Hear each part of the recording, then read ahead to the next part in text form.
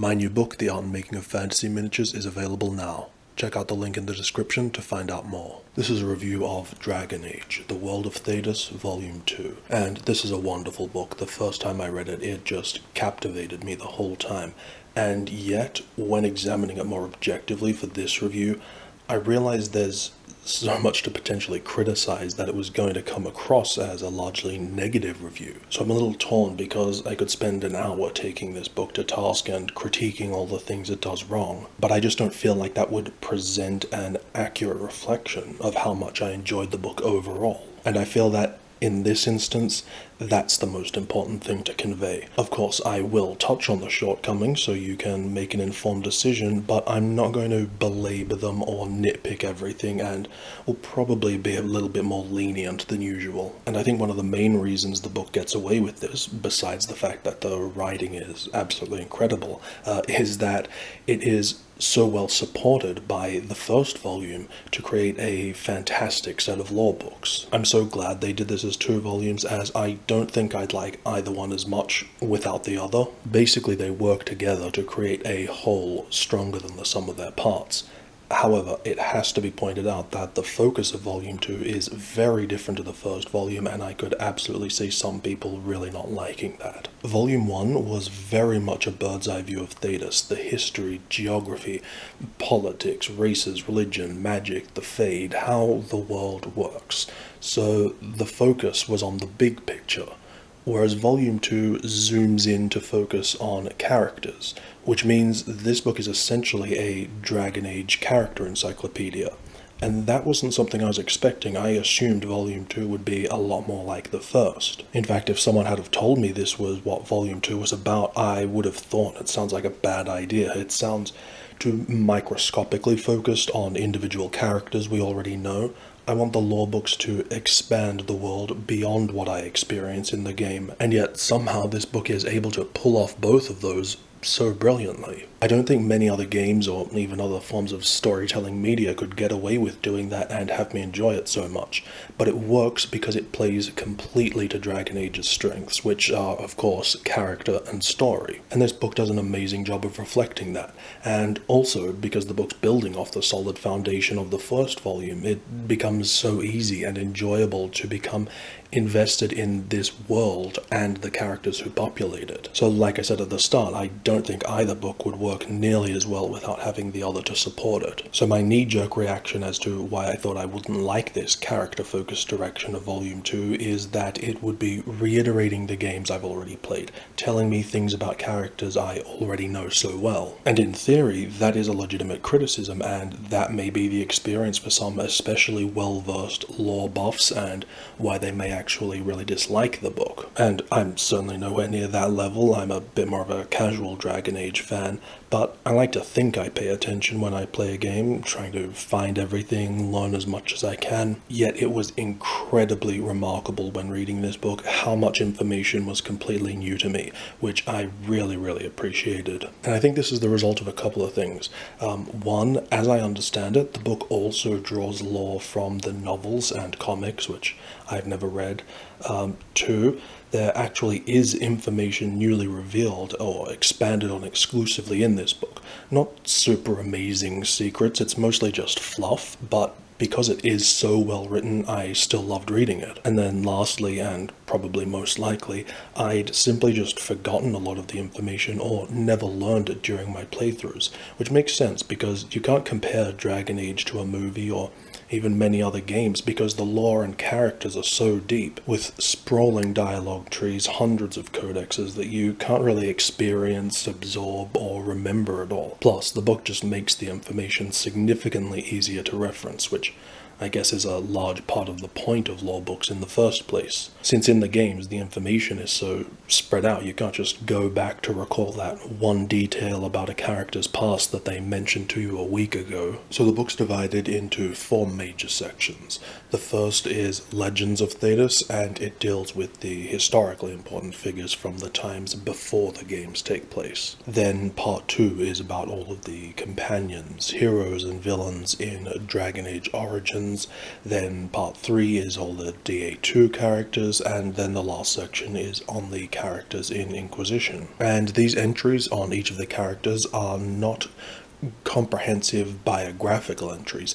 They're quite brief and incomplete, and mostly the focus seems to be on giving an impression of the character through little vignettes from their life prior to the game, which again doesn't exactly sound appealing as a concept, but I just found them so well written. It's not dry history, it's more like captivating storytelling, so I was never bored for a second and very rarely unsatisfied. However, that doesn't mean the book is without its flaws. Specifically, it's pretty inconsistent when it comes to canon, narration, direction, presentation, to the point that in almost every regard, this book feels like it's trying to have its cake and eat it too.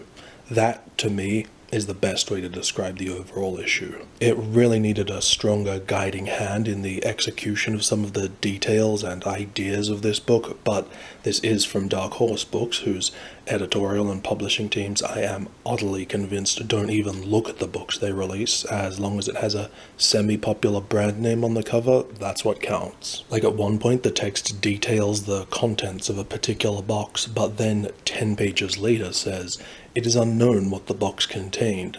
Right. But anyway, the thing most people might be concerned about is how does it handle divergent player choices when it comes to presenting canon? Well, like I said, inconsistently. Mostly it just deliberately avoids any areas of conflict. Occasionally it seems to follow what I guess must be BioWare's official version of events. And then there are other times when it uses my absolute least favorite method, which is to be deliberately vague and act as if the truth is unknown. And there's just too much of this speculative sort of language that feels completely inappropriate for a book like this, where readers are coming to it looking for reliable, authoritative lore, and instead just get hit with a ton of, could be this, could be that, even for completely inconsequential things, not just the player choices. The number of times it describes something as being unknown was the only thing that really annoyed me about this book. The narrator's POV and presentation of the book is also super inconsistent. It seems like it's trying to be both a character-written in-world book from Thedas, but also being a more authoritative, omnipotent lore book from our world. These sort of issues, and many others, feel like a lack of vision that causes constant conflict within the book, which is why I described it as wanting to have its cake and eat it too. But now I've started falling down the ranty rabbit hole, which I didn't want to do because, like I said, when put into perspective, these issues are far outweighed by how good and enjoyable this book is overall. So let's talk about my absolute favorite parts of the book, which are when it more clearly goes full in-world with these codex-like sidebars that are taken from letters or excerpts from other books in the world. These sidebar excerpts were also my favorite thing in Volume 1, and I was glad to see they were continued and even improved upon and took them even further for this volume. And we see this type of thing in pretty much every lore book that gets released for a game or whatever, and they're always my favorite parts. However, I always end up wishing I could read these books that the extracts are taken from. Well, in this book, they've kind of done that in a really special way. There are actually 4 other in-world books within this book. Now, of course, they are abridged and not the length of an actual book, but they're still long enough to be really satisfying and are easily the highlight of the book for me. There's an abridged edition of The Chant of Light. There's The Seer's Yarn, which is a collection of short nursery rhymes and tales for children. Equally delightful is The Whole Nug, which is a cookbook with real recipes you can make, well, except one. And then there's another section that's basically a book of excerpts from Chantry-approved texts. And these 4 books within a book are a really fun and welcome addition, although I do think it's strange that they didn't include one of Varric's serials, as that seems like a pretty obvious great choice. There is a very, very short excerpt from one of his books, but that's all. As for the art, I'm a little disappointed. As far as I can tell, the vast majority is concept art from Inquisition, and most of which already appears in the Inquisition art book, so it's a shame they haven't used more Origins and Dragon Age 2 art, considering those games never got their own art books. This book's also a little sloppy in the number of cases where the art on the page is completely unrelated to what's being discussed in the text. I also noticed the back cover blurb claims that this book is, quote, the perfect entry point for newcomers. That's not only ambiguous, it's also a complete lie, whatever they mean. And so I want to clear that up. By newcomer, I assume they're intending to refer to someone who has just recently started playing one of the Dragon Age games. If that's the case, you should definitely start with Volume 1. I don't know why they would suggest otherwise. This book is very much built on what was set up in Volume 1 and assumes you're familiar with it, which is how it should be.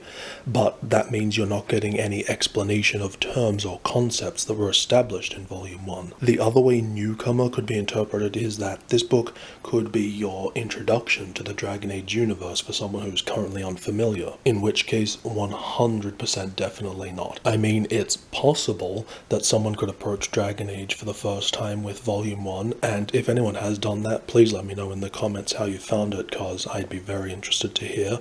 But again, for them to suggest that Volume 2 would be the perfect entry point is absolute nonsense. Without prior basic knowledge from the games or the novels or even Volume 1, your mind would just melt, either from confusion or boredom. As this is a Dark Horse book, they also released the obligatory Bourgeois edition that you shouldn't even consider.